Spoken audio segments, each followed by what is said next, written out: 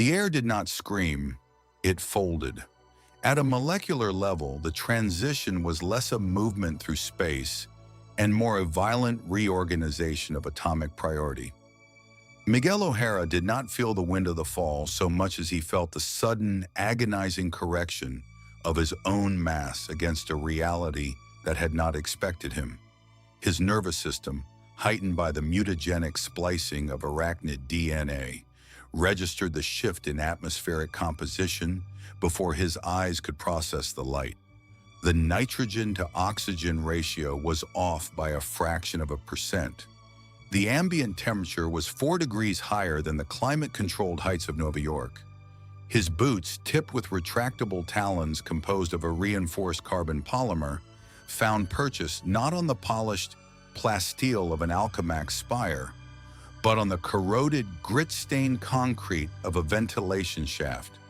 The impact was calculated at precisely 3,000 newtons of force.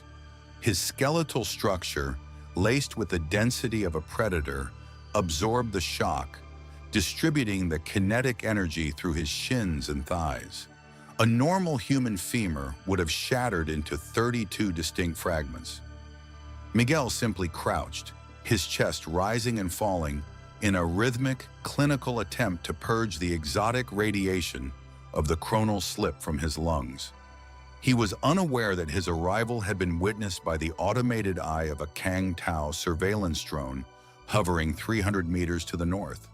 To the machine, he was a thermal anomaly, a spike of infrared heat wrapped in a suit of unstable molecule fabric that defied standard scanning frequencies. Night City bled light. It was a chaotic, discordant spectrum that assaulted his retinas. His vision, naturally accelerated to process images at a rate 10 times faster than a baseline human, parsed the skyline. It was a jagged maw of steel and glass, choked by the holographic ghosts of consumerism. Giant koi fish swam through the smog-thick air, their scales shimmering with the false promise of luxury. The advertisements were louder here, more desperate. They lacked the cold, sterile authority of the corporations he knew. This was a world where the rot was not hidden behind a veneer of progress. The rot was the architecture itself. A sudden, sharp tingle originated at the base of his skull, the precognitive warning he termed his accelerated vision.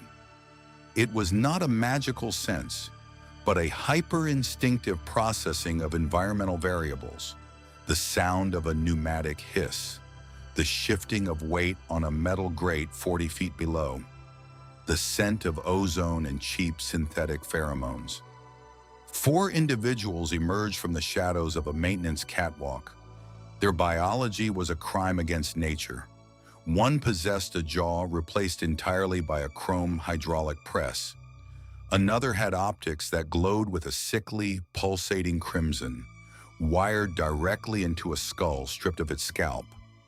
They moved with a twitchy, jittery cadence, the byproduct of low-grade combat stims and poorly shielded neural links. "Look at the chrome on this one," the one with the crimson eyes remarked. His voice was a digitized rasp, filtered through a damaged vocal synthesizer.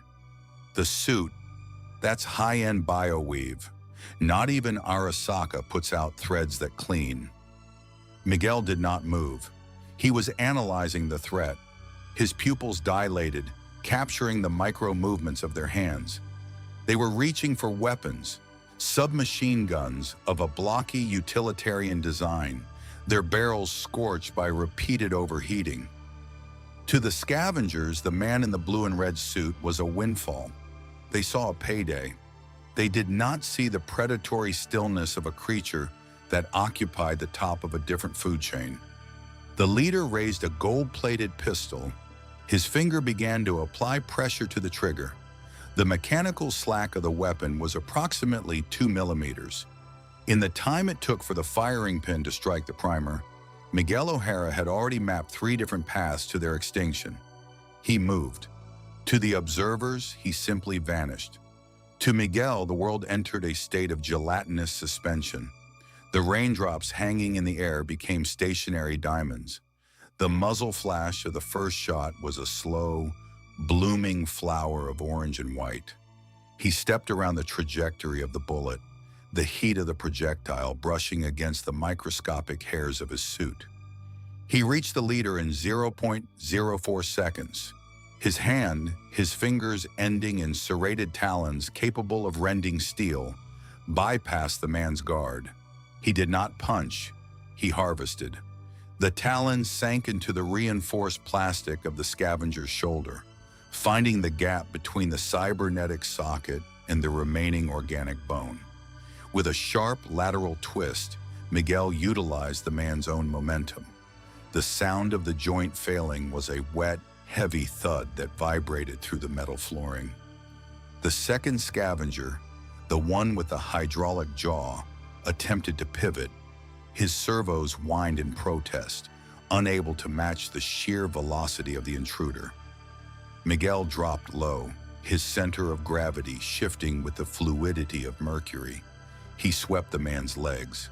As the scavenger fell, Miguel's elbow connected with the chrome jaw. The impact was a symphony of mechanical failure. The hydraulic fluid sprayed across the concrete in a fine pressurized mist, smelling of chemicals and copper. The third and fourth men didn't even have time to feel fear. Their brains were still processing the image of their leader falling when Miguel ascended. He didn't jump, he launched.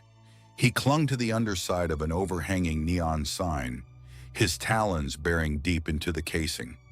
From this vantage point, he looked down at the remaining two, his mask, a terrifying skull-like visage, reflecting the flickering pink light of a nearby Lizzie's advertisement. What are you?" The one with the red eyes stammered. His combat subroutines were screaming, "Error, target unreachable." Miguel's voice was a low, vibrating growl, the product of a throat that had been physically altered by the same serum that gave him his speed.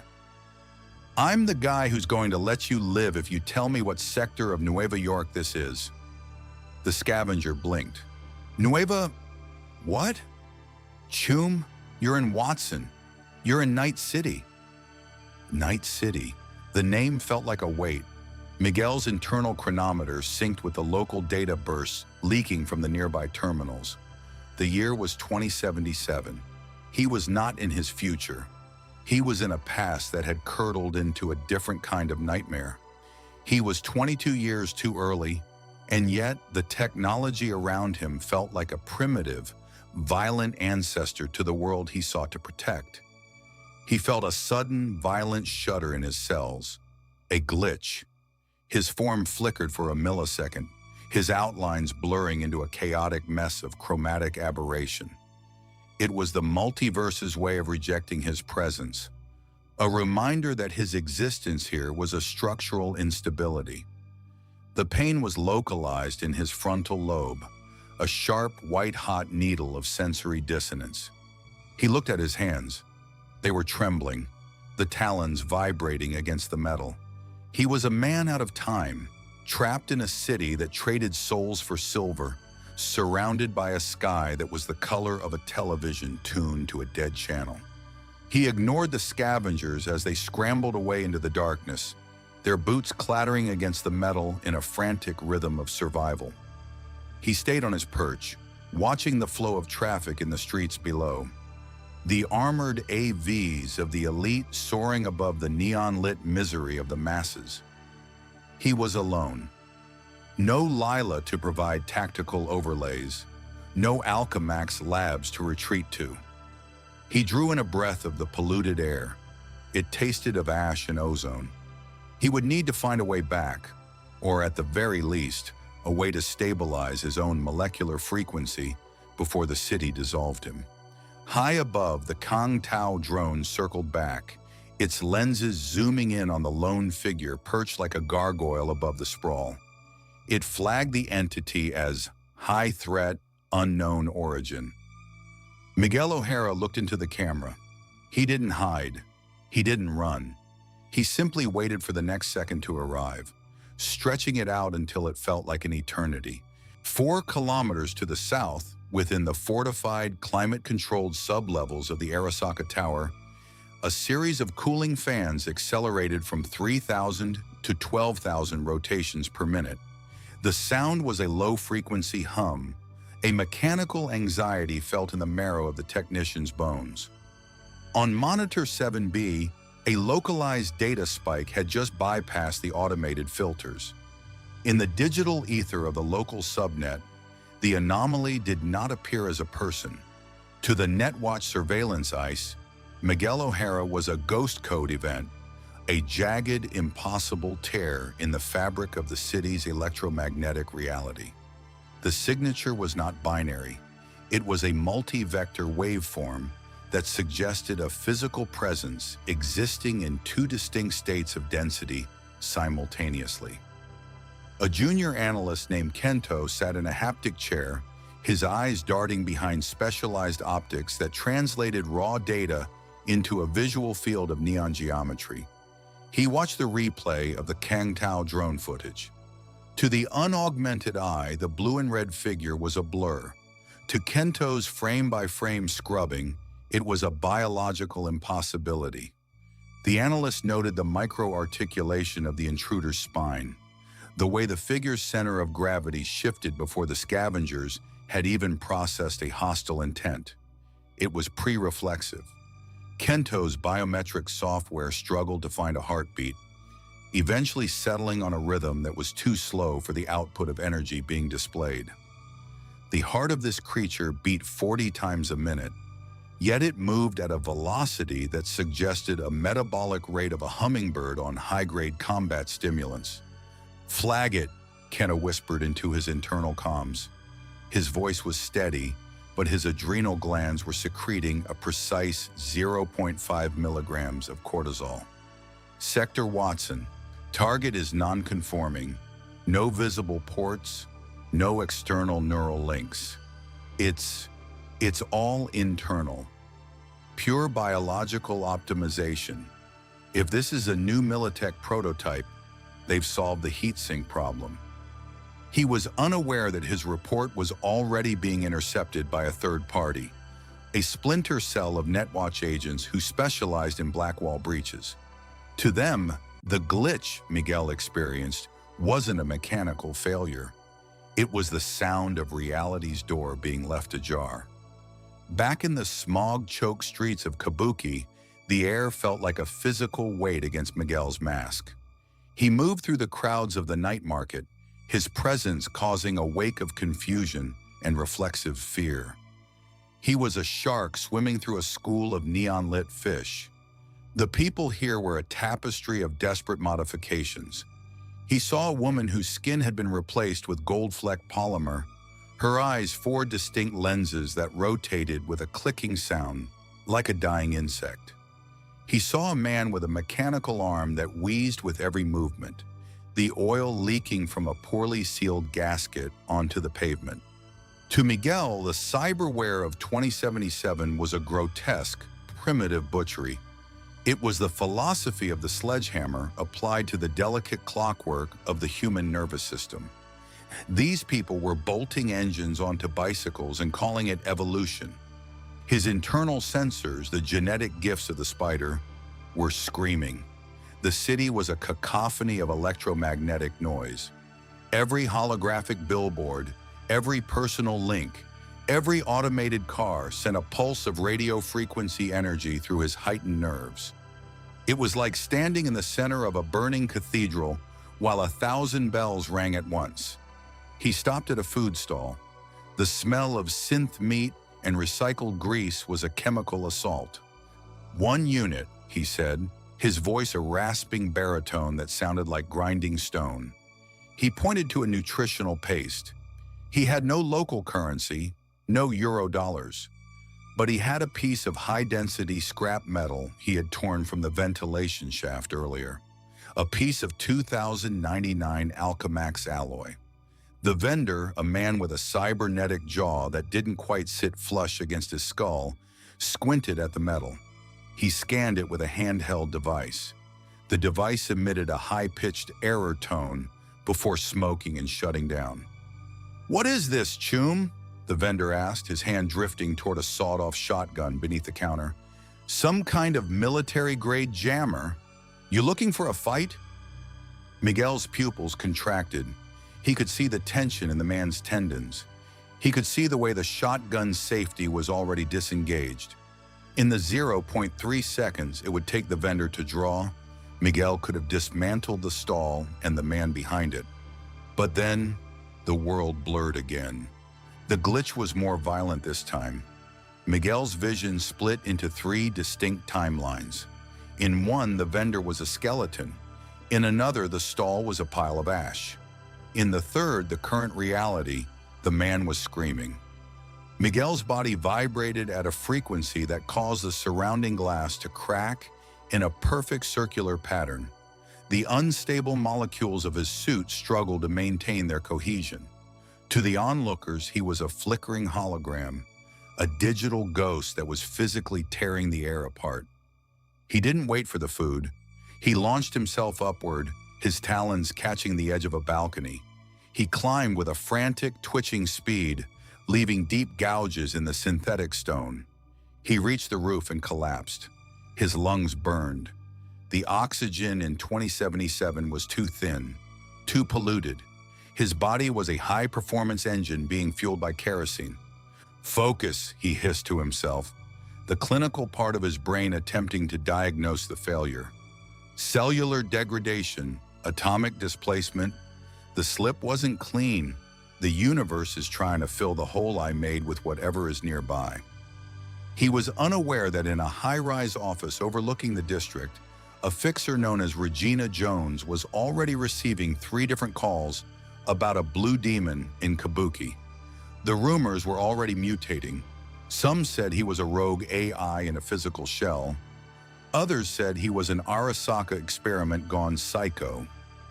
In the Afterlife bar, a place where legends were toasted in synth alcohol, a woman with silver hair and a cigarette between her fingers watched the grainy footage of Miguel's arrival. Roga Mendiaris didn't believe in ghosts, and she didn't believe in demons. She believed in assets. And she had never seen an asset that could move faster than a Sandevistan without the telltale green blur of a neural boost. "Find out who he is," she said to the shadow standing behind her, "and find out why the corporate net just went into a silent lockdown the second he touched the ground. If he's a new player, I want to know whose team he's on." The shadow nodded and vanished into the blue smoke of the bar. Miguel O'Hara sat on the edge of the abyss, his cape, a web-like shimmer of light, drifting in the acid rain. He was the most advanced life form on the planet, and he had never felt more like a relic. He looked down at his hands. The talons were still extended, stained with the hydraulic fluid of the scavengers. He was a protector of the future, trapped in a past that was already dead.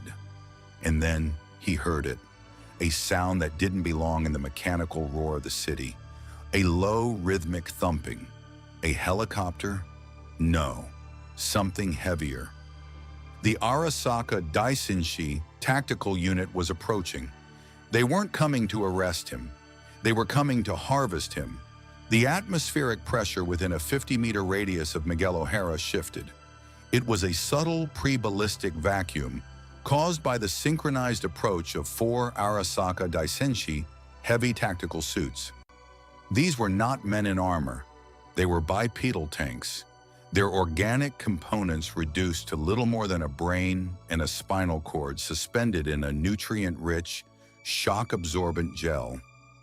Miguel's accelerated vision caught the shimmer of their active camouflage, a hexagonal distortion that bled into the rainy backdrop of the Kabuki skyline. They moved with a heavy magnetic thud, their boots locking into the durasteel of the rooftops with every step.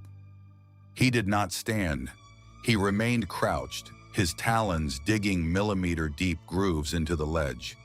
His internal systems were performing a real-time diagnostic.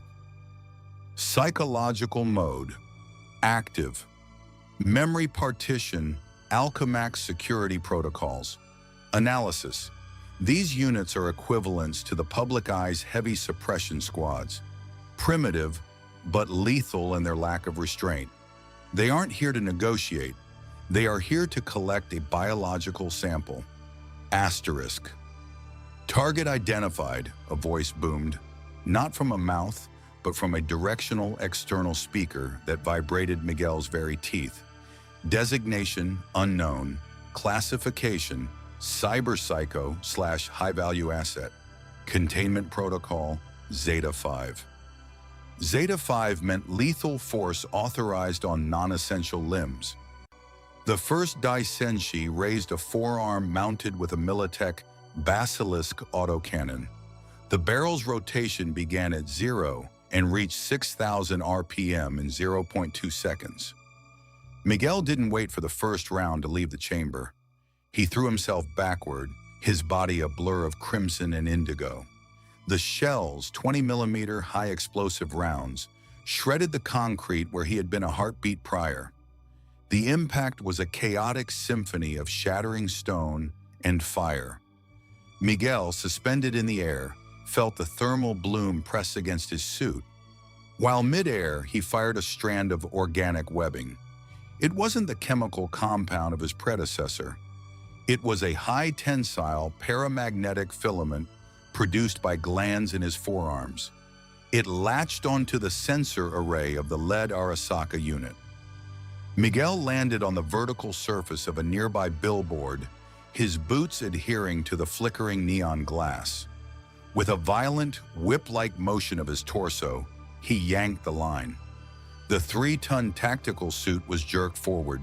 Its gyroscopes shrieked in protest. The internal balance sensors unable to compensate for a force that should not have been possible for a creature of Miguel's mass. As the unit stumbled, Miguel launched himself toward it, not as a hero, but as a kinetic projectile. Visceral mode. Active. The collision was a matter of pure physics. Mass times acceleration equals force. Miguel's knee, reinforced by a skeletal structure 3 times denser than a human's, slammed into the head of the suit, the sensor cluster. The reinforced glass shattered. The optic nerves of the pilot inside, fiber optic cables plugged directly into the brain, snapped. Miguel felt the vibration of the metal buckling under his strike. He smelled the ozone of short-circuiting electronics and the metallic tang of cooling fluid. He didn't stop to admire the work. The other 3 units opened fire simultaneously. The world became a grid of red laser sights and white-hot lead. Miguel moved through the storm. To the Arasaka pilots, he was a glitch in their reality. Their targeting computers, optimized for human movement or standard cybernetics, couldn't lock on. Miguel wasn't moving in straight lines.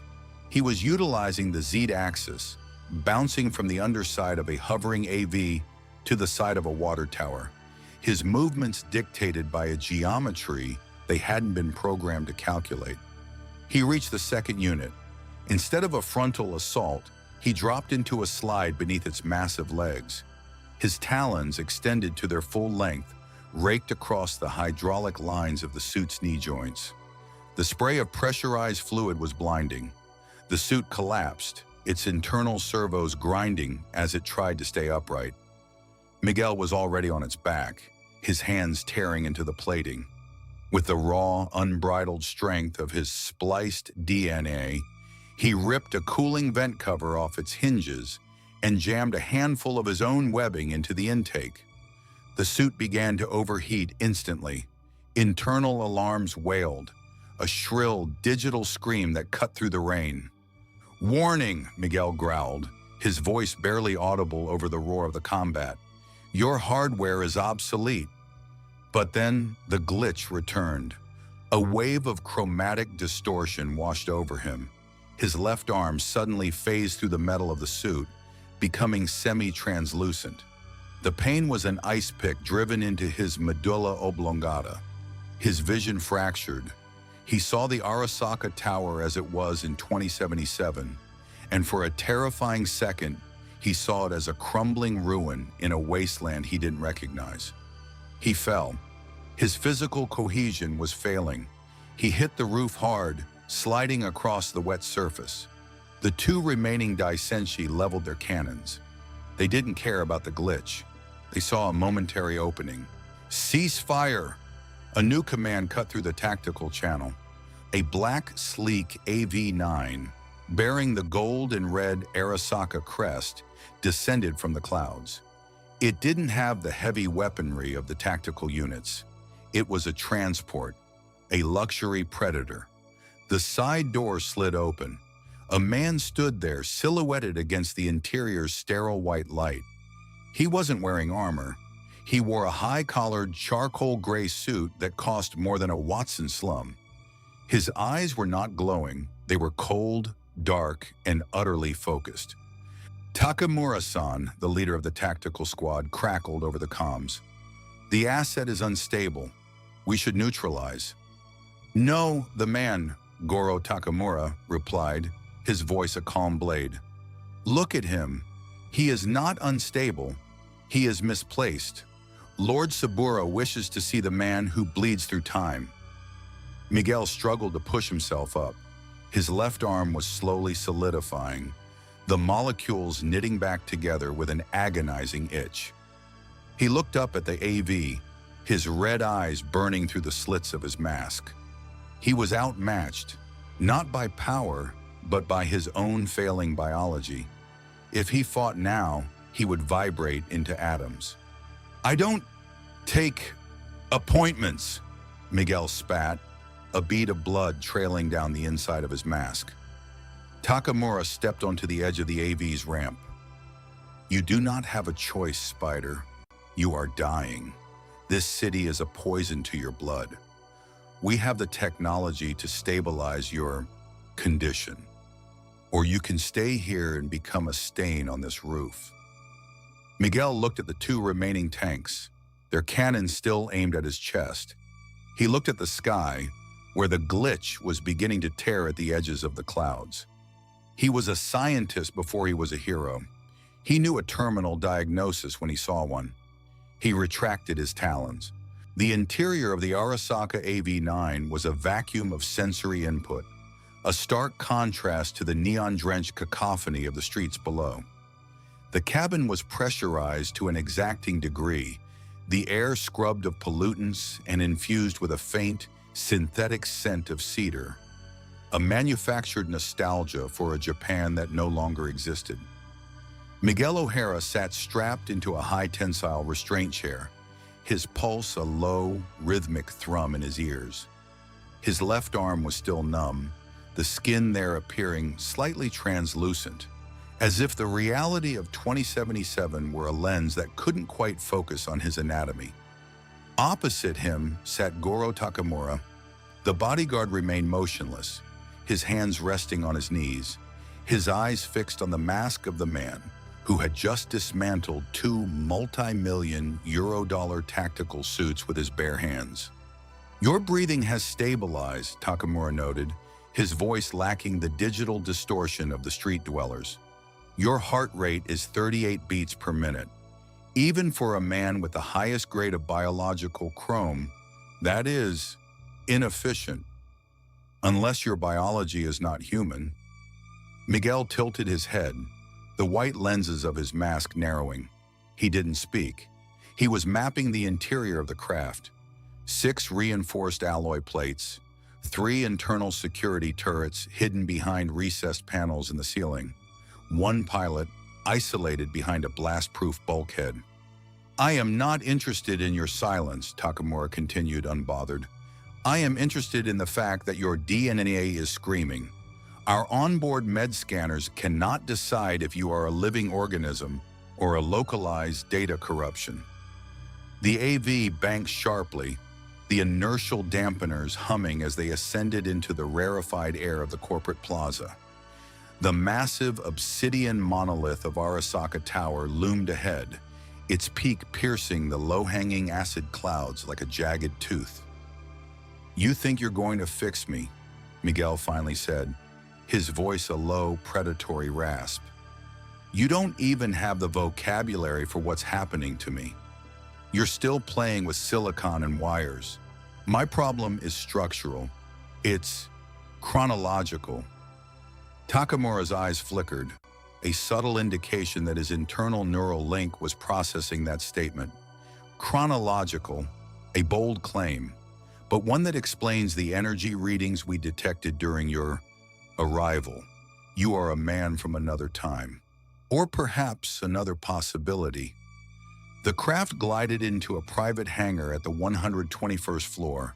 The doors hissed open, revealing a sterile white laboratory sanctum. Waiting there was not a squad of soldiers, but a woman with silver white hair pulled into a severe bun. She wore the lab coat of an Arasaka high researcher, but her eyes, glowing with a soft, ethereal blue light, betrayed her status as a high-tier netrunner. This is Hanako Arasaka's personal technologist, Takamura said, gesturing for Miguel to stand. The restraints clicked open. She is the only one who can keep you from evaporating. Miguel stepped out, his boots making a heavy, solid sound on the polished floor. He felt the weight of the building, thousands of tons of steel and corporate ego pressing down. The scientist approached him, a handheld scanner emitting a soft, rhythmic pulse. Intriguing, she whispered, her eyes darting through layers of augmented reality data only she could see. The cellular decay is not caused by radiation or viral load. It is a lack of anchor. Your atoms are trying to return to a baseline that does not exist in our localized space-time. You are glitching because the universe is trying to correct a math error, and you are the error. She looked up at the skull-like mask. We can provide a localized magnetic tether, a soul anchor derived from our Mikoshi project. It will trick the environment into believing you belong here, but it requires a direct interface. Miguel's talons involuntarily twitched. No ports. I told you, I don't have your hardware. We don't need a port, the scientist replied, her voice cool and clinical. We need a sample. We need to sequence the source of your stability so we can mimic it. In exchange, we will stabilize your form, but you must understand, once you are anchored to this reality, the path back to your own becomes significantly more complicated. Psychological mode, active. Miguel's internal monologue. They want the sequence. They want the genetic blueprint of a 2099 Spider-Man. If I give it to them, I'm not just saving myself. I'm giving Saburo Arasaka the keys to a biological evolution he hasn't even dreamed of. I'm handing the future to the monsters of the past. The alternative, I refuse. I disintegrate into a cloud of subatomic particles within the hour, and I never see Nueva York again. I die a ghost code in a city that forgets its legends before the sun comes up. What's the catch? Miguel asked, his posture shifting into a defensive crouch. The clinical detachment of a scientist fighting the survival instinct of a cornered predator. The catch! Takamura stepped forward, his hand resting on the hilt of a concealed blade. Is that Night City is currently in a state of transition. There is a chip, a relic. It has been stolen by a mercenary. This mercenary is currently experiencing a similar overlap of two souls in one body. We believe your unique perspective, your out-of-time nature, makes you the perfect instrument to track them. Miguel stared at the glowing blue eyes of the researcher. He looked at the vast, dark expanse of the city through the reinforced windows. He was being asked to be a bloodhound for a corporate empire he despised, in exchange for the right to keep existing. You want me to find a ghost, Miguel said, the red symbol on his chest seeming to glow with a malevolent intensity in the sterile light. We want you to find the man who holds the future of this company in his head, Takamura corrected. Find V, bring us the relic, and we will make you a permanent fixture of this world. Miguel O'Hara felt the familiar sting of a glitch starting in his fingertips. The choice was an illusion. He was a man defined by his responsibility. But here, in the year 2077, his only responsibility was to survive long enough to find a way home.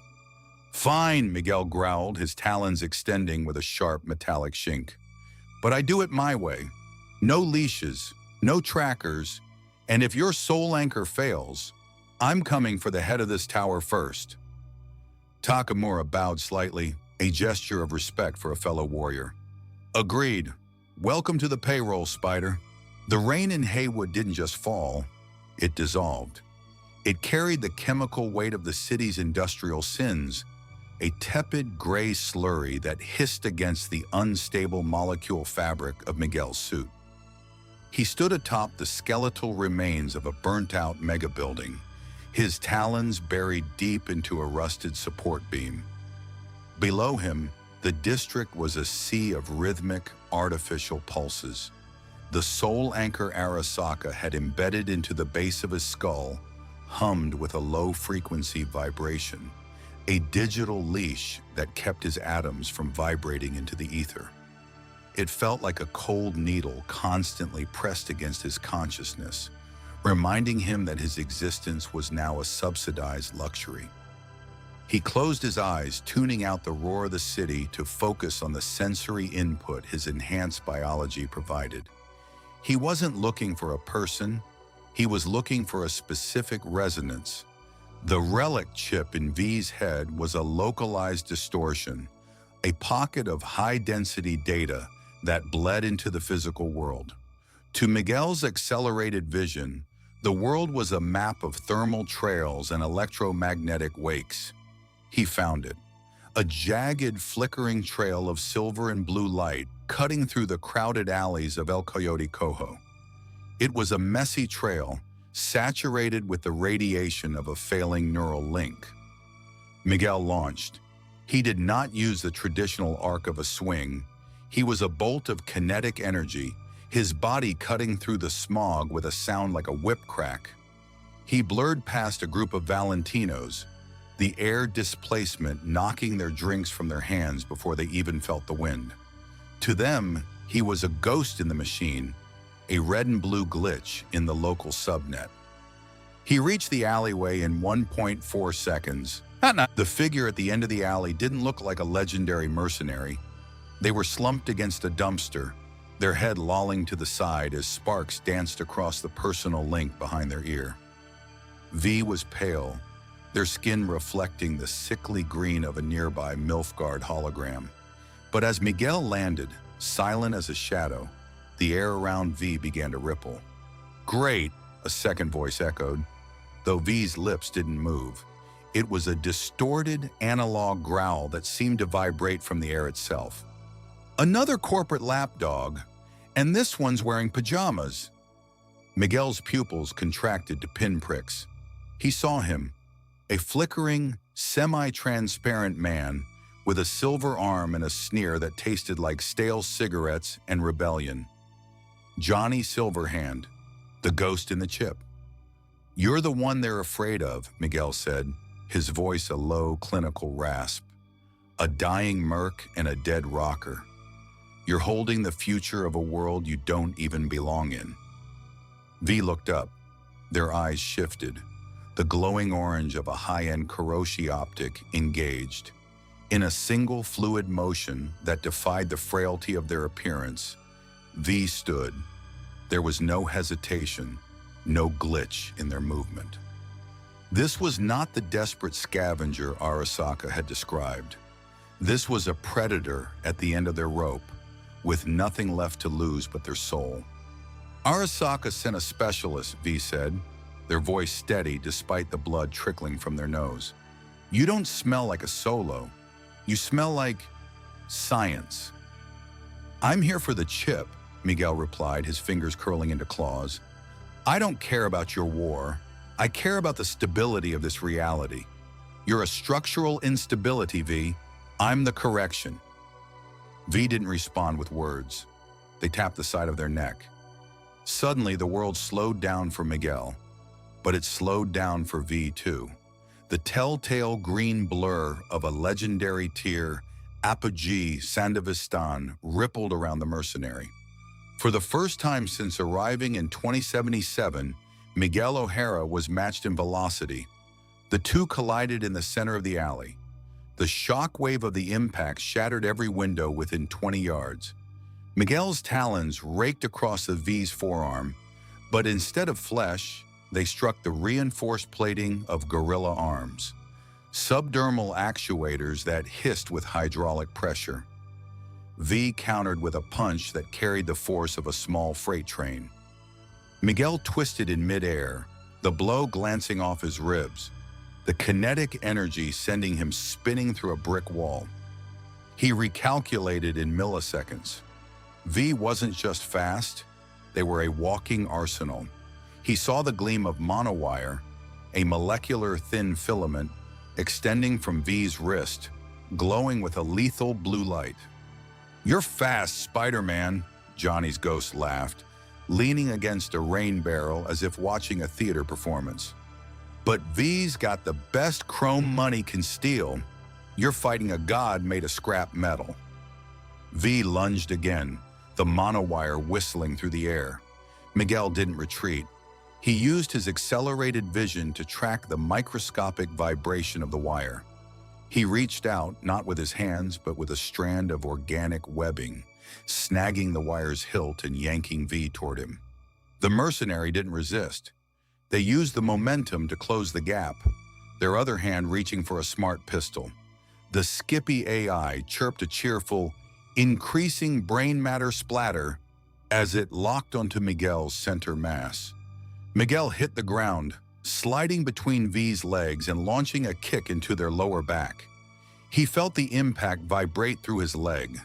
V was more machine than man at this point, their spine replaced with a reinforced titanium column. "You're falling apart," Miguel hissed, regaining his footing. "The chip is eating your brain. Every time you use that Sandevistan, you're shortening your life by weeks." V stood, their body twitching as the Sandevistan cooled down. They looked at Miguel, and for a second, the glowing orange of their eyes faded, replaced by a profound, weary human sadness. "I know," V whispered, "but I'm taking the tower down before I go. If you're with them, you're in the way." V reached into their jacket and pulled out a small circular device, a high-grade EMP grenade. They didn't throw it. They primed it in their hand. "Wait," Miguel said, his predatory instincts flaring. He saw the logic of the move. V wasn't trying to kill him. They were trying to kill the soul anchor at the base of his neck. They were trying to set him loose. "Let's see how well you fly without your leash, Choom," V said. The grenade detonated. A wall of white noise and electromagnetic fire engulfed the alley. Miguel's world turned into a chaotic mess of static. The Arasaka anchor shrieked, a high-pitched digital scream that felt like a hot iron being driven into his brain. His vision fractured. The alleyway dissolved into a kaleidoscope of timelines, one where he was in Nueva York, one where he was a corpse in a lab, and the current reality where he was falling into darkness. When the light faded, the alley was empty. V and the ghost were gone. All that remained was the smell of ozone and a single charred playing card on the ground, the Hanged Man. Miguel knelt in the mud, his suit flickering, his body rejecting the year 2077 with every fiber of its being. He was no longer Arasaka's hound. He was a free agent in a city that was about to burn. The static was not just in his ears, it was in his marrow. The EMP had ripped through the soul anchor with the surgical violence of a lightning strike. And now the connection between Miguel O'Hara's atoms and the year 2077 was fraying like a sun-rotted cable. He slumped against a graffiti-scarred wall. His suit, the most advanced piece of textile engineering in 2 centuries, flickering between solid matter and a translucent, ghostly blue. To a bystander, he looked like a corrupted video file. To himself, he felt like he was being pulled through a straw. He had expected the Arasaka recovery teams. He had not expected the neighborhood to react first. Haywood did not belong to the corporations. It belonged to the families, the gangs, and the ghosts of those who had died defending the pavement. As Miguel struggled to find his footing, the sound of heavy boots on wet asphalt echoed from the mouth of the alley. These weren't the polished, hydraulic thuds of Arasaka's Daisenshi units. These were the rhythmic, organic strides of the Valentinos. "Hey, look at this phantasma," a voice echoed, thick, melodic, and layered with the confidence of someone who owned the street. Miguel looked up. His vision was swimming in 4-bit resolution.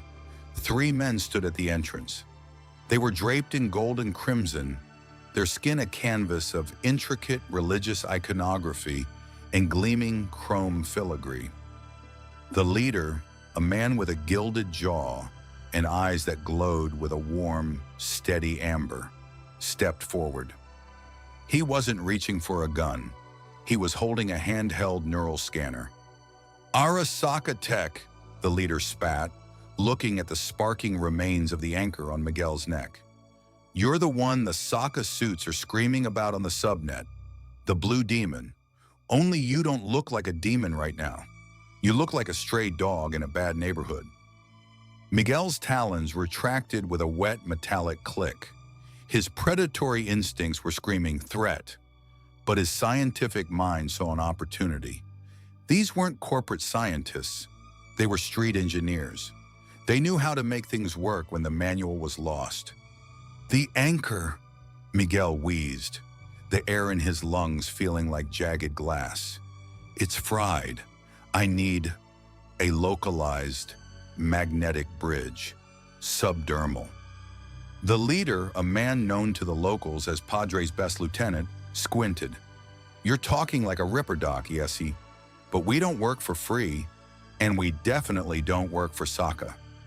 "I don't work for them anymore," Miguel said, the chromatic aberration of his form intensifying.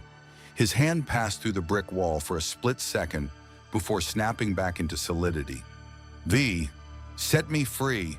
Now help me. Finish what they started." The mention of V changed the air. The Valentinos exchanged a look, a silent communication through their internal links. In Haywood, V was a name that carried the weight of a saint or a martyr, depending on which side of the bullet you were on. "Fine," the leader said, gesturing to his men. "Grab him. Take him to the basement under the El Coyote. If Arasaka finds him here, they'll level the block. We fix the ghost, then the ghost pays us back in corporate blood." The basement of El Coyote Coho smelled of stale tequila, copper, and burnt insulation. Miguel was strapped into a makeshift ripper chair, a brutalist throne of salvaged Arasaka parts and rusted iron. A woman with a mohawk dyed the color of a neon sunset, and eyes that were nothing but black glass worked over his neck. She was a street doc, someone who performed surgery with a soldering iron and a prayer. "Your DNA is a mess, Choom," she muttered, her mechanical fingers dancing over the open wound where the anchor had been. "It's like someone took a blender to your chromosomes. I can't fix the code, but I can build a cage to keep it in." She pulled a piece of hardware from a velvet-lined box. It was a jitter box, a piece of black market tech used by netrunners to stabilize their signatures when diving deep into the black wall. "This is going to hurt," she said. She didn't wait for an answer. She slammed the device into the base of his skull. The world exploded. Miguel's nervous system, heightened by the spider DNA, registered the pain with a fidelity that would have killed a normal human. He saw the history of Night City in a single agonizing flash. The fire of 2023, the neon rot of the 40s, and the cold obsidian silence of the present. But then the flickering stopped. His molecules settled. The blue and red of his suit became vibrant, solid, and terrifyingly real. The jitter box was humming at a frequency that matched his own temporal displacement. He wasn't fixed, but he was anchored. He was a permanent resident of 2077 now. "Feel better, Phantasma?" the doctor asked, wiping blood from her forehead. Miguel stood. He felt heavier, more connected to the earth. The air still tasted like ash, but he could breathe it. He looked at his hands, no more phasing. "Why help me?" Miguel asked, his voice returning to its resonant, authoritative baritone. "Because V said you were a correction," the Valentino leader said, leaning against the doorframe. "And right now, this city needs a hell of a lot of correcting. Arasaka is moving. They've locked down the district. They think you're a broken toy. We want to show them you're a wrecking ball." Miguel stepped toward the exit, his cape shimmering like a web caught in the rain. He didn't have his home. He didn't have his time, but he had a target. "Arasaka thinks they own the future," Miguel said, his talons extending with a sound like a guillotine. "They're about to find out that the future has a way of biting back." He didn't take the stairs. He launched himself through a ventilation shaft, emerging into the rainy night of Haywood. He wasn't a corporate hound anymore. He was a street kid with a 2099 pedigree. High above, the Arasaka searchlight swept the streets, looking for a ghost. Miguel O'Hara looked back at the light, his skull mask reflecting the neon fires of the city. He wasn't hiding. He was hunting. And his first target was the Arasaka Logistics Center 3 blocks over. If he was going to take down the tower, he would start by cutting its throat. At this precise moment, the viewer's thumb hovers exactly 2 millimeters above the screen. To the untrained eye, this is mere hesitation. However, on a neurological level, a violent conflict is taking place within the prefrontal cortex. The viewer is currently processing the auditory data stream, a synthetic voice so optimized for narrative delivery that it bypasses standard skepticism and stimulates the imagination directly. The dopamine receptors are firing. The immersion is absolute. Yet a fatal error in logic is about to occur. The viewer operates under the assumption that the algorithm will naturally return them to this channel. This is a statistical miscalculation. Without the tactile confirmation of the subscribe function, the probability of retrieving this specific narrative frequency drops by 84.7% within the next 48 hours. The creator, dependent on this metric to fuel the AI generation engine, waits in a state of suspended anticipation. There are 2 distinct timelines ahead. In the first, the viewer scrolls away. The story ends here, lost to the entropic chaos of the feed. In the second, the viewer exerts a mere 0.5 newtons of force. The connection is solidified. The production of future chapters is guaranteed. The choice is not merely about support, it is a tactical decision to ensure the survival of the story itself. Do not hesitate. Correct the timeline. Subscribe. Back to the story. The Arasaka Logistics Center in Haywood was a fortress of automated efficiency, a brutalist slab of reinforced plasteel that served as the jugular vein for corporate supply lines in the district. It was guarded not just by men, but by a layered honeypot of digital and physical security. Automated turret banks tracked movement with thermal precision, and a localized red ice net barrier fried the brain of any runner who dared to probe its perimeter. Miguel O'Hara did not probe, he punctured. He crouched on the edge of a hovering cargo drone 600 feet above the facility, the jitterbox at the base of his skull humming with a steady, grounding vibration.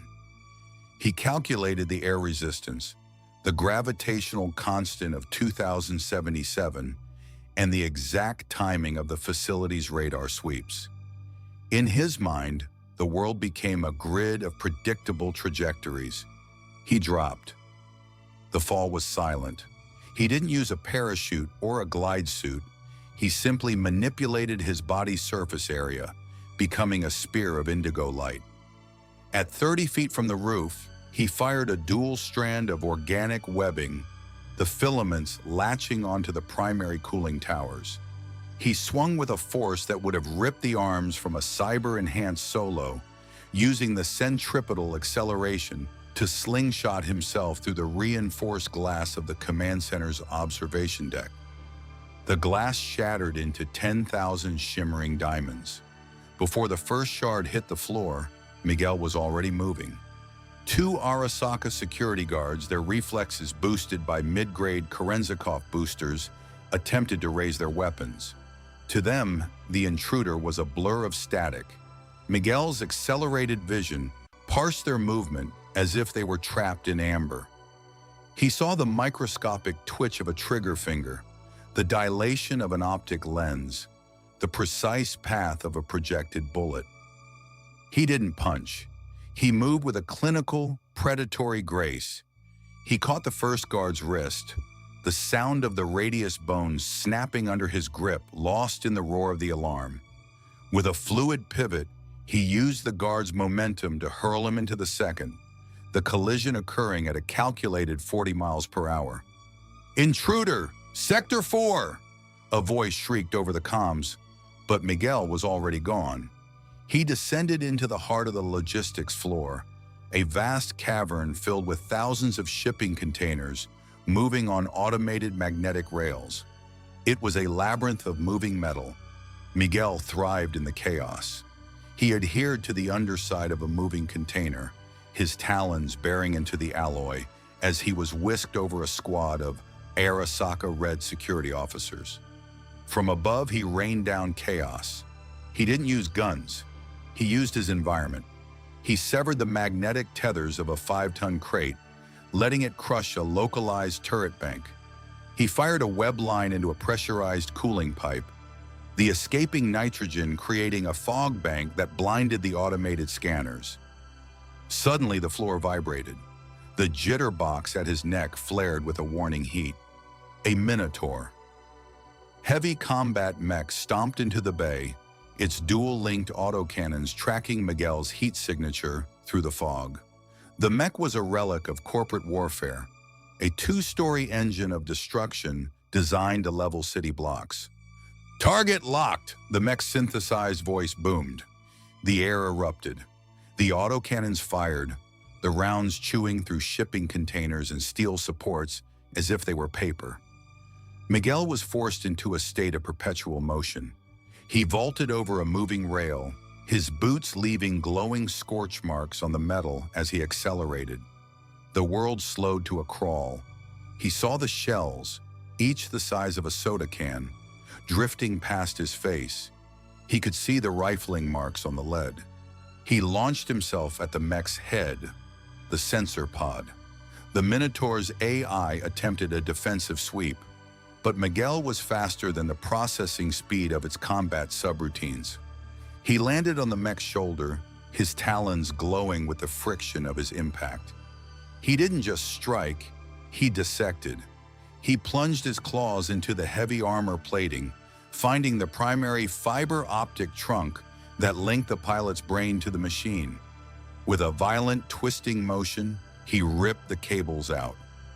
The mech let out a mechanical groan, its limbs seizing as the neural feedback flooded the pilot's system. Miguel didn't stop. He planted both feet on the mech's chassis and launched himself upward, toward the primary data hub suspended from the ceiling. This was the goal. Not the men, not the machines, but the information. He reached the hub, a glowing cylinder of liquid-cooled servers. He slammed his hand into the access panel, his suit's unstable molecules mimicking the interface of a local link. He wasn't a netrunner, but his suit could act as a bridge for the jitterbox to inject a Valentino-crafted virus into the Arasaka network. "Uploading," he hissed, his lungs burning with the exertion. The facility's lights flickered. The automated rails began to grind, moving containers at impossible speeds until they collided, creating a chain reaction of fire and twisted metal. The Arasaka logistics network wasn't just being shut down, it was being erased. In the distance, he heard the roar of AVs. Arasaka was sending the cavalry. But Miguel looked at the status bar on his HUD. 100%. The data he had just stolen contained the patrol routes, the security codes, and the hidden floor plans for Arasaka Tower. He had just stolen the keys to the kingdom. He didn't wait to be surrounded. He fired a web line at the shattered observation deck and pulled, his body a streak of indigo vanishing into the smoke and rain. He stood on a nearby rooftop watching the logistics center burn. The jitter box cooled against his skin, its vibration steady. He was no longer a ghost or a corporate asset. He was the architect of Arasaka's downfall. He tapped his internal comms, a frequency the Valentinos had set up for him. "The gates are open," he said, his voice cold and final. "Tell V, it's time to hit the tower." The basement of El Coyote Cojo had been transformed from a dive bar storage room into a tactical command center that smelled of cheap coffee, gun oil, and the sharp, ionized tang of Miguel's stabilizing anchor. Miguel stood at the center of a holomap, the blue light of the Arasaka Tower schematics casting a skeletal glow over his crimson and blue suit. Around him, the Street Kid Coalition was a chaotic blend of Valentino bravado and the cold, mechanical precision of V's inner circle. V was there, slumped in a chair, looking more like a ghost than a person. Every few minutes, their body would twitch, a relic seizure that Johnny Silverhand, flickering in the corner like a bad signal, watched with a grim, silent intensity. "So the future boy came through," Johnny rasped, his translucent hand reaching for a phantom cigarette. "Stole the keys to the kingdom while the guards were still checking their shoelaces. Not bad for a guy who dresses like a luchador."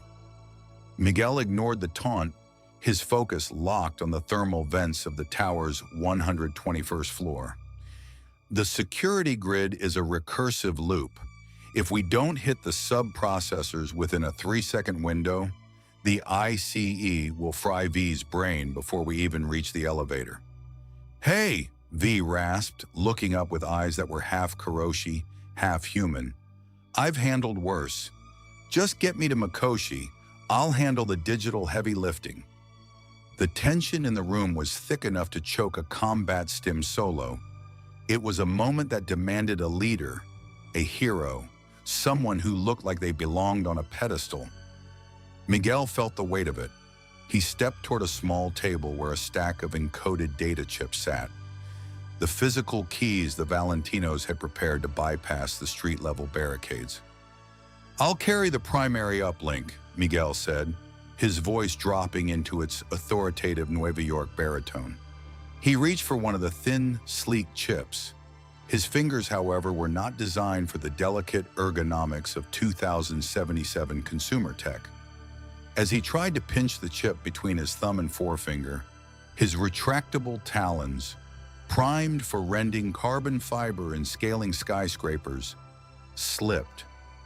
The serrated edges caught on the plastic casing with a sharp scree. The chip skittered across the table. Miguel lunged for it, his reflexes a blur. But as his hand closed, his claws accidentally dug into the wood of the table, pinning the chip beneath a millimeter of razor-sharp carbon polymer. He tried to lift his hand. The chip came with it, stuck to the underside of a talon. He shook his hand. The chip stayed. A silence fell over the basement. A Valentino lieutenant named Pepe covered his mouth with a gold-plated hand to hide a smirk. Johnny Silverhand actually let out a dry, hacking laugh. "Big hero," Johnny cackled. "Master of the Z-axis, defeater of the Minotaur mech, currently being bullied by a piece of plastic." Miguel's lenses narrowed into a sharp, indignant V. He used his other hand to carefully, slowly, try to pry the chip off his claw. The talons were designed to stay extended when under tension, a biological fail-safe for climbing. Every time he tried to grab the chip, his other finger's claws would snap out instinctively, threatening to slice the hardware in half. I am calibrated for high-density combat, Miguel hissed, his frustration manifesting as a low vibration in his chest. Not for primitive, flimsy storage units. It's okay, Spidey, V said, a genuine tired smile breaking through the pain. Just leave it. Pan can you give the man a hand?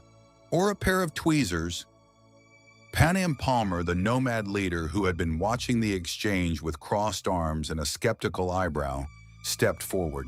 She gently reached out and plucked the chip from Miguel's retracting claw with 2 fingers, sliding it into a protective padded pouch. The future seems a bit clumsy, Pan remarked, her tone softening with a touch of amusement. Maybe in 2099 you guys just use telepathy? Or maybe you just don't have tables. In my time, hardware is integrated into the epidermis, Miguel retorted, pulling his hand back and checking his talons for wood splinters. We don't carry around jagged little rectangles like cavemen. Yeah, Johnny chimed in, leaning over the map. And you probably don't have to worry about your soul being overwritten by a rocker boy with a god complex. But here we are, the caveman and the ghost boy, about to kick the biggest door in the world off its hinges. Miguel shook his head, the jitter box at his neck humming as if laughing at him. He looked at the ragtag group, the nomads checking their rifles, the Valentinos loading their gold-plated SMGs, and V, the dying center of the storm. They were a mess of chrome, sweat, and desperation. They were nothing like the sterile, high-tech strike teams of Alchemax. And yet, as he looked at V, he saw a reflection of his own struggle. They were both fighting to remain themselves in a world that wanted to turn them into data. The plan remains, Miguel said, his clinical tone returning as he successfully and very carefully picked up a heavier, more durable tactical radio. I lead the vertical assault. V and the nomads hit the lobby to draw the heavy fire. When the internal alarms go to phase 2, the security in the elevator shafts will drop for precisely 8 seconds. That's my window. And if you miss it, Pan asked. I don't miss windows, Miguel said. He paused, looking at the data chip in Pan hand. Unless they're smaller than a fingernail. The room erupted into a brief, needed moment of laughter, a final purge of the fear that came with a suicide mission. Miguel stepped toward the exit, his cape unfurling like the wings of a predatory moth. The awkwardness was gone, replaced by the lethal stillness that had terrified the Arasaka recovery teams. He was the Spider-Man of 2099, and he was about to show 2077 what happens when the future decides to stop waiting. See you at the top, V, Miguel said. Don't trip on any Legos on the way up, Johnny called out as Miguel vanished into the shadows of the ventilation shaft.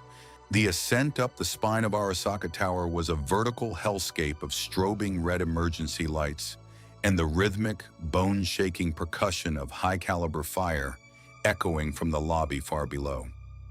V, Panam, and the nomads were a storm of fire and lead on the ground floor, but Miguel O'Hara was a ghost in the elevator shaft, his body a blur of indigo and crimson as he defied gravity. His talons bit into the carbon-reinforced walls with a screech of tortured metal. His climb measured not in floors, but in the microseconds of his accelerated vision. He reached the 140th floor, the secured access hub, and tore the doors from their tracks with a violent heave of his chest. The air inside was pressurized and smelled of ozone, an expensive synthetic air freshener. This was the threshold to Mikoshi. Miguel stepped into the hallway, his lenses narrowing. The corridor was empty, yet his internal sensors, heightened to a fever pitch by the jitterbox at his neck, screamed of a physical presence so dense it felt like a gravitational well. The sound arrived before the sight, a rhythmic grinding of heavy gears and the hiss of pressurized hydraulics. Then the shadow fell across him. Adam Smasher did not walk. He was a mobile fortress that displaced the very atmosphere around him. He was a nightmare of chrome and black iron, a man who had sacrificed his humanity decades ago to become a weapon of corporate spite. His optical sensors glowed with a flat, mechanical malice. "You?" Smasher's voice was a digitized rumble that vibrated Miguel's suit. "The glitch from the future. I was told you were fast, but speed is just a variable. Impact is the constant." Miguel didn't waste words. He shifted his weight, his center of gravity dropping. "You're a relic, Smasher. Over-engineered junk. My time would have recycled you for scrap metal 50 years before I was born." Smasher's response was a micro-missile barrage from his shoulder-mounted launcher. The hallway exploded into a cacophony of white-hot shrapnel and concussive force. Miguel entered a state of pure hyper-acceleration. To Smasher, the Spider-Man of 2099 vanished. To Miguel, the missiles were slow, tumbling cylinders of death. He danced between them, his body twisting in midair with impossible contortions.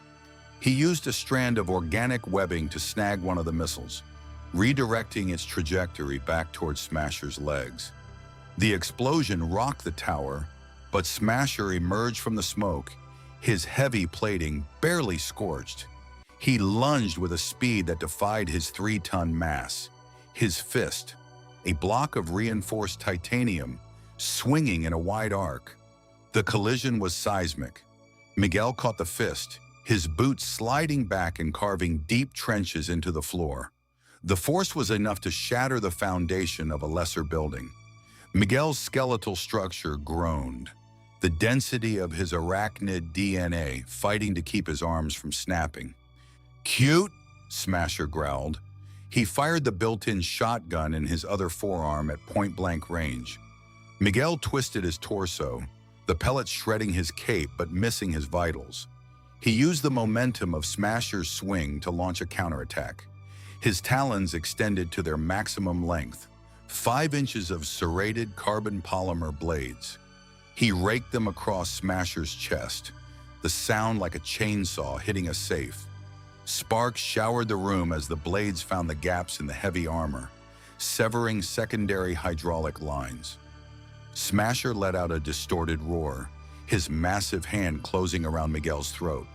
He slammed the Spider-Man into the ceiling, then the floor, the impacts registering as minor earthquakes in the floors below. Miguel felt the jitterbox at his neck flare with heat. The physical trauma was causing his molecular stability to flicker. "Your time is over," Smasher hissed, his optic sensors locking onto Miguel's mask. But Miguel wasn't looking at Smasher. He was looking at the elevator display behind the Borg. 139, 140. The doors behind Smasher hissed open. V, covered in blood and grime, stumbled out, holding a legendary tier Malorian pistol. Johnny Silverhand flickered beside them, pointing a translucent finger at the exposed cooling vent on Smasher's back. "Now, V!" Johnny yelled. Miguel didn't wait. He used his legs to kick off Smasher's chest, the force propelling him backward. As he moved, he fired a web line at Smasher's optical sensor, blinding the machine man for a crucial half-second.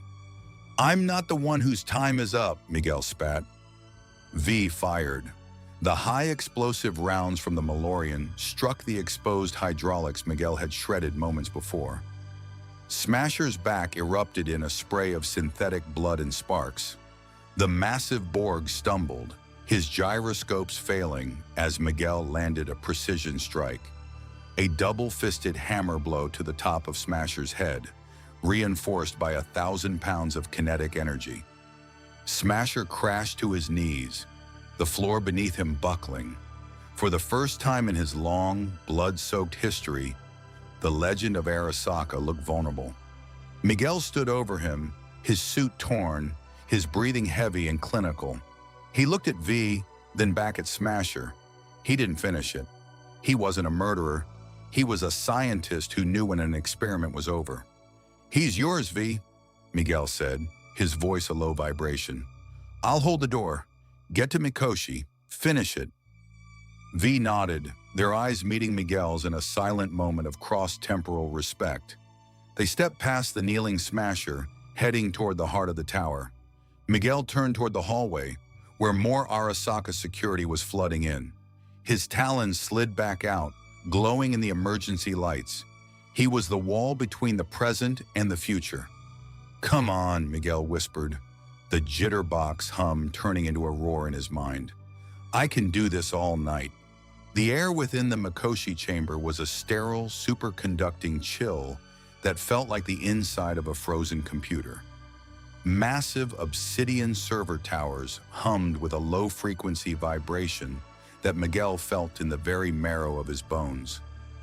This was the digital afterlife, a cold, air-conditioned tomb for the consciousness of the damned. V stumbled toward the central interface, their bodies shivering in a rhythmic, neurological tremor as the relic began its final, violent integration. Miguel stood at the threshold of the data vault, his suit a tattered map of scorch marks and torn fabric. The jitterbox at the base of his skull was no longer humming, it was screaming. The blue and red pattern of his uniform flickered at a seizure-inducing frequency, his left leg becoming a semi-translucent wireframe of blue light. The battle with Smasher had pushed his molecular cohesion to the breaking point. The universe was finally calling its debt. "V, move!" Miguel rasped, his voice sounding like it was coming from a distant, hollow radio.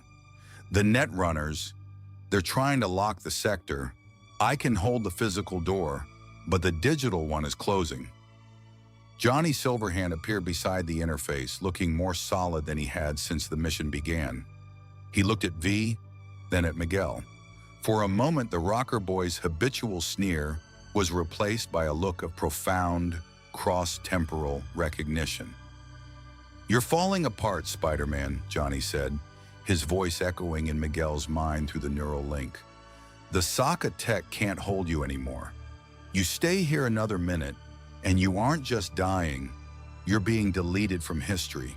You've got to hit the road, now." "Not until the uplink is secure," Miguel countered, his talons digging into the doorframe of the server room. He turned to face the corridor. A swarm of Arasaka Shingen combat drones was descending, their red optics painting a grid of death across the white floors. "Go back to your own time, Miguel," V said, their hand trembling as they slammed the override key into the terminal. "You did the correction. You showed us there's a future worth fighting for, even if it's as messed up as ours. Don't let your story end in 2077. Miguel's internal diagnostic systems were flashing a single word in crimson: critical discontinuity. He felt his weight shifting, not in space but in time. He saw the high spires of Nueva York as a faint overlay on the dark server towers of Arasaka. He saw the face of Lila, his AI assistant, trying to pierce through the static of 70 years of dead air. "Lila," Miguel whispered.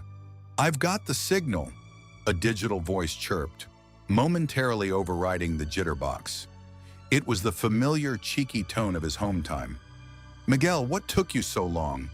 You're 72 years behind schedule.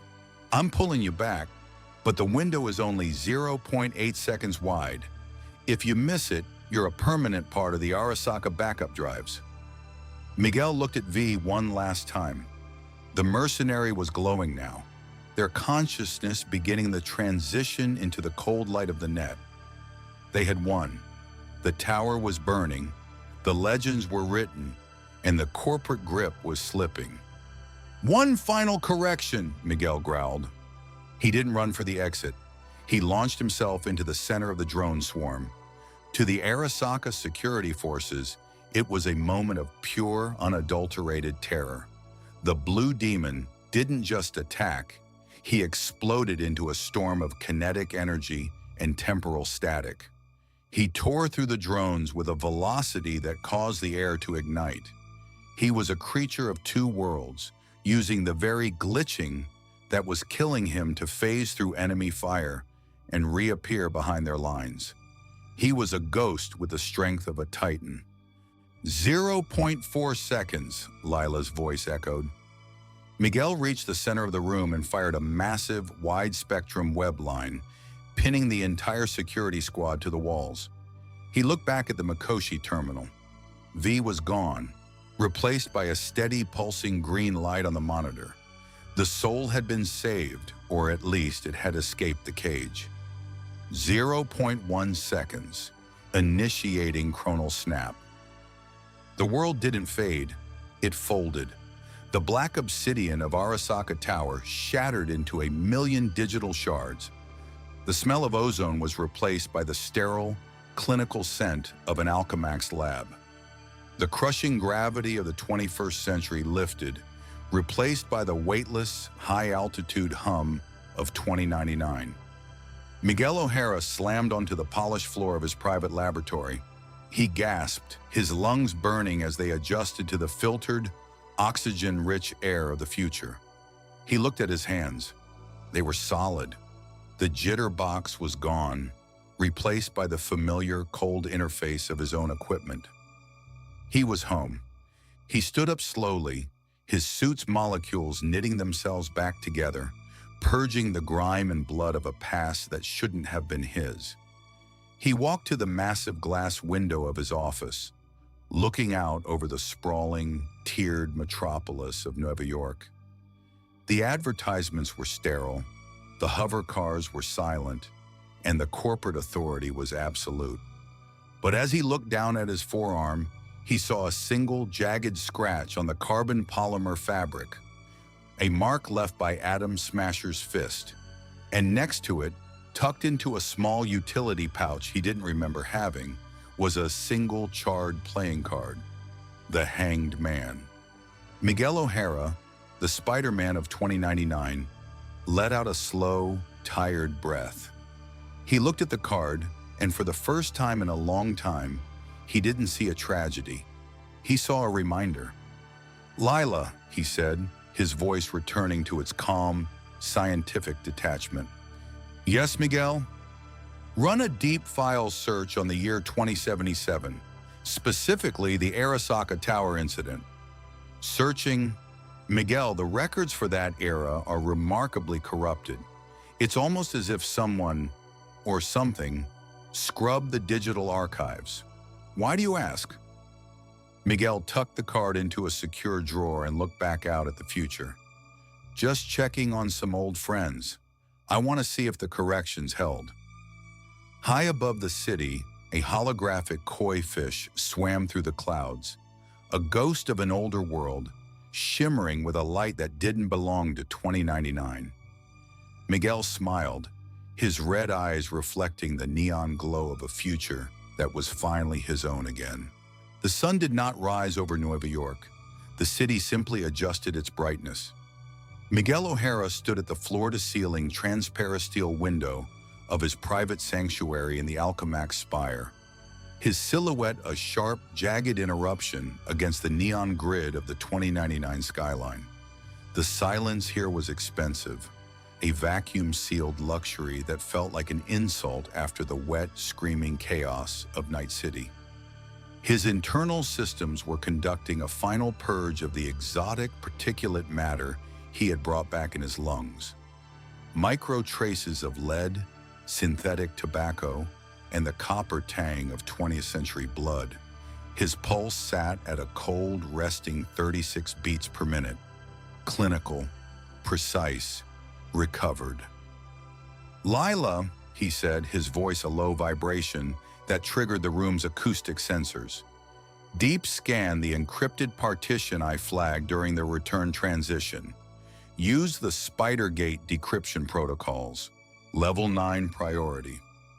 The holographic avatar of Lila appeared, flickering into existence with a playful, retro-pixelated shimmer. She wasn't her usual cheerful self. Her eyes, represented by soft orange glows, were darting through streams of raw binary. "Miguel, I've been running the numbers," Lila said, her voice dropping the synthesized warmth. The data packet you accidentally snagged from the Mikoshi uplink, it's not just corrupted history, it's a dormant recursive loop. It was designed to stay hidden in the background noise of the chronal slip. "Open it," Miguel commanded. The center of the room dissolved into a three-dimensional data sculpture. It wasn't the clean architectural geometry of Alchemax. It was a chaotic, jagged architecture of silver and red, the digital signature of Arasaka's soul killer. As the decryption hit 92%, a localized electromagnetic pulse caused the lights in the lab to dim. The air temperature dropped by precisely 6 degrees. A voice began to resolve from the static. Not a recording, but a simulated consciousness, ancient and cold. "To the anomaly," the voice rasped. It was Saburo Arasaka, his digital ghost preserved through a century of iteration. "You believe you left 2077 behind. You believe the correction was successful, but in the architecture of the soul, there is no such thing as a clean break." The holomap shifted. It displayed a hidden sublevel of the very building Miguel was standing in. Deep beneath the Alchemax foundations, buried in the crust of old New York, sat a black site vault that didn't appear on any official blueprints. The designation on the vault was a name Miguel hadn't heard in his own time: Project Mikoshi Neo. "We did not need to win in 2077, the ghost of Saburo continued. "We only needed to wait. Your DNA, your unique temporal frequency, it was the missing variable for the final evolution of the relic. You didn't just save a mercenary, Spider-Man. You provided the blueprint for the immortality of the corporate state." Miguel's pupils dilated. His accelerated vision caught a microscopic movement in the corner of his eye. A small, sleek surveillance drone, bearing the unmistakable archaic logo of the three-pointed Arasaka sun, was perched on the cooling vent of his own lab. It had been there for weeks. It had been waiting for him to come home. The drone didn't attack. It simply projected a final image onto the wall. It was a photo, dated October 2077. It showed a blurry, high-speed shot of a red and blue figure swinging away from a burning Arasaka tower. In the corner of the frame, scrawled in digital ink, were the words, "See you in the future, Chum." Miguel reached out, his talons extending with a slow, rhythmic shink. He crushed the drone in a single motion, the metal crumpling like wet parchment. "Lila," he said, his voice a chilling baritone of focused rage, "cancel my appointments for the week and find me a set of heavy-duty jitterboxes." It seems Night City wasn't a detour. It was the first chapter. High above the clouds of 2099, the giant koi fish holograms of the Alchemax luxury tier began to change. For a split second, their scales flickered from corporate gold to a bloody, vibrant crimson. The ghost of the past hadn't just survived, it had migrated. Miguel O'Hara looked at the charred, hanged man card sitting on his desk.